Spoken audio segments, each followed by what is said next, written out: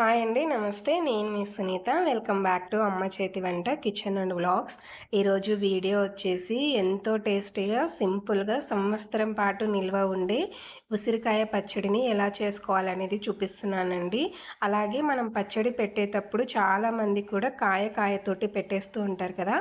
అలా కాకుండా ఇలా ఉసిరి తొనలతోటి అంటే చిన్న చిన్న పీసెస్ కింద కట్ చేసి అయితే పెడుతున్నాము. నేను చెప్పే ఈ కొలతలతో కనుక పచ్చడి పెట్టారంటే సంవత్సరం వరకు రంగు మారదు. అలాగే టేస్ట్ కూడా మారదు. సంవత్సరం పాటు ఫ్రెష్‌గా ఉంటుందన్నమాట. అస్సలు పాడవ్వదు. చాలా సింపుల్‌గా అలాగే చాలా టేస్టీగా ఉంటుంది. ఎక్కువగా శ్రమ పడాల్సిన అవసరం కూడా లేదు. చాలా సింపుల్‌గా పెట్టేసుకోవచ్చు. ఉప్పు, కారం అన్నీ కూడా సరైన కొలతలతో చెప్తున్నాను. మరి ఎంతో టేస్టీగా, సింపుల్‌గా, క్విక్‌గా అయిపోయి ఈ ఉసిరికాయ పచ్చడిని ఎలా పెట్టుకోవాలో ఇప్పుడు చూద్దాము. దానికోసం ఇక్కడ నేను అరకిలో దాకా ఉసిరికాయలనైతే తీసుకున్నానండి. ఇక్కడ వచ్చేసి అరకిలోకి ఒక 3 ఉసిరికాయలు ఎక్కువగా ఉన్నాయన్నమాట. సో వాటిని కూడా వేశాను.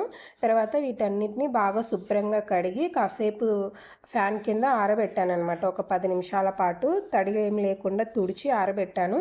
లోపల ఏదైనా చెమ్మ లాంటిది ఉంటే పోతుంది, అందుకనేసి ఆరబెట్టాను. ఇప్పుడు స్టవ్ పైన ఒక గిన్నెలో నీరు పెట్టుకొని కాస్త రోలింగ్ బాయిల్ అవ్వడానికి వచ్చే ముందర ఇలా ఒక చిల్లుల గిన్నెను కానీ లేదంటే ఇలాంటి స్ట్రైనర్ ఒకటి పెట్టుకోండి. నా దగ్గర ఉన్న చిల్లుల గిన్నెకి చుట్టూ కూడా హోల్స్ ఉన్నాయి, అందుకనేసి ఇలా స్ట్రైనర్ పెట్టుకొని అందులోకి ఉసిరికాయల్ని తీసుకుంటున్నాను.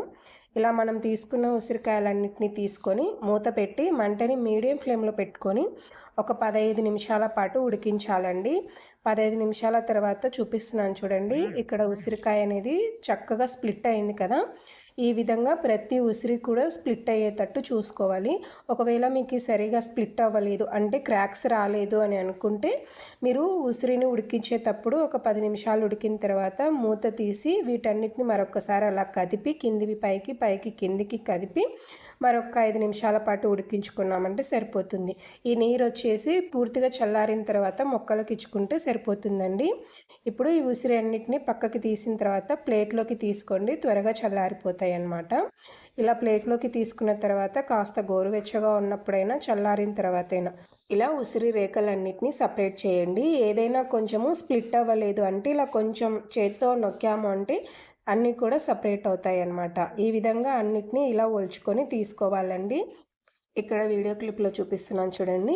ఈ విధంగా అన్నిటినీ ఒలుచుకున్న తర్వాత ఒక ప్లేట్లోకి తీసుకొని ఎండలో కానీ ఫ్యాన్ కింద కానీ ఒక గంట పాటు ఎండబెట్టండి. మీరు ఎండలో ఎండబెట్టే పాటైతే ఎక్కువ సేపు ఎండబెట్టే పాటైతే పచ్చడి లైఫ్ టైం అనేది చాలా ఎక్కువ రోజు నిల్వ ఉంటుందండి. అస్సలు పాడవదు, అంటే ఎక్కువ రోజు నిల్వ ఉంటుందన్నమాట. నేనైతే ఒక కాటన్ క్లాత్, పల్చని కాటన్ క్లాత్ కప్పి ఎండలో ఒక 3 గంటల పాటు పెట్టి తీసుకున్నాను. ఇలా ఉసిరిని మనము ప్లేట్లో తీసుకునేటప్పుడు స్టీల్ ప్లేట్లో కాకుండా ఇలాంటి పింగాణి ప్లేట్లో కానీ లేదంటే బటర్ పేపర్లో కానీ పెట్టుకొని ఎండకు ఎండబెట్టండి. లేదంటే ఫ్యాన్ కింద అయినా ఒక గంట పాటు ఆరబెట్టండి చెమ్మ అనేది పోయేంత వరకు.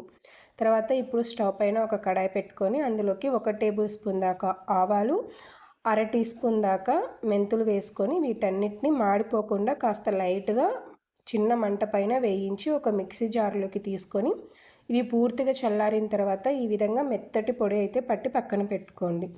ఇప్పుడు స్టవ్ పైన అదే కడాయి కానీ లేదంటే ఇంకొక ప్యాన్ కానీ పెట్టుకొని 1 కప్పు దాకా పల్లి ఆయిల్ కానీ నువ్వుల నూనె కానీ వేసుకోండి. వెయిట్లో వచ్చేసి 300 ml అయితే ఉంటుందండి. తర్వాత ఆయిల్ కాస్త వేడైన తర్వాత మనం ఎండబెట్టుకున్న ఉసిరిని తీసుకొని మంటని లో టు మీడియం ఫ్లేమ్లో పెట్టుకొని బాగా వేయించుకోవాలి అండి.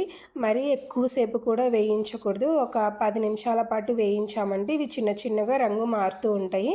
అలాగే లోపల దాకా కూడా చక్కగా వేగుతూ ఉంటాయి అన్నమాట. మంటని హై ఫ్లేమ్లో పెట్టుకొని వేయించుకున్నామంటే ముక్క హార్డ్ అవుతుంది, తినడానికి రాదు. సో ఆ విధంగా కాకుండా మనం మామిడికాయ, నిమ్మకాయ పచ్చడి ఎలాగైతే ఇష్టంగా తింటామో అలా తినడం కోసము ఈ విధంగా కొంచెం రంగు మారేంత వరకు ఒక 10 నిమిషాల పాటు వేయించుకొని మనం ఏ గిన్నెలో అయితే పచ్చడి కలపాలనుకుంటున్నామో ఆ బౌల్లోకి తీసుకొని పక్కన పెట్టుకోండి. ఇప్పుడు మంటని లో ఫ్లేమ్లో పెట్టుకొని 1 టేబుల్ స్పూన్ ఆవాలు, 1 టేబుల్ స్పూన్ జీలకర్ర, అలాగే 3 నుంచి 4 ఎండుమిర్చిని వేసుకొని ఒకసారి బాగా కలుపుకోండి. ఇలా తాలింపు కొంచెం వేగిన తర్వాత స్టవ్ స్టవ్ ఆఫ్ చేసేసి 2 రెమ్మల కరివేపాకు వేసుకోండి. కరివేపాకు వేసేటప్పుడు తడి లేకుండా చూసి వేసుకోండి, లేదంటే పచ్చడి పాడవుతుందన్నమాట. ఈ టైంలో అయితే స్టవ్ ఆఫ్ చేయడం మర్చిపోకండి. తర్వాత ఇందులోకి 1/2 టేబుల్ స్పూన్ దాకా పసుపు, 1 టేబుల్ స్పూన్ దాకా ఇంగువ వేసి, అలాగే కచ్చా పచ్చగా దంచుకున్న ఒక 20 వెల్లుల్లిని కూడా వేసుకోండి. మీరు కావాలనుకుంటే వెల్లుల్లిపాయలైనా వేసుకోవచ్చు.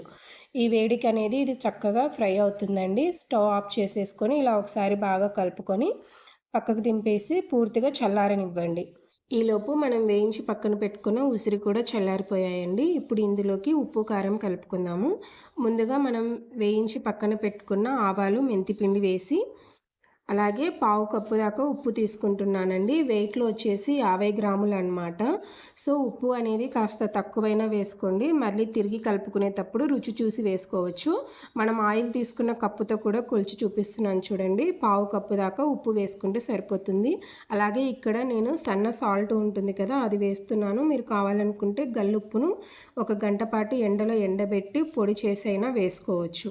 తర్వాత ఇక్కడ వచ్చేసి 50 గ్రాముల దాకా కారం అండి. అంటే మనం ఆయిల్ తీసుకున్న కప్పుతో అరకప్పు దాకా కారం తీసుకోవాలి.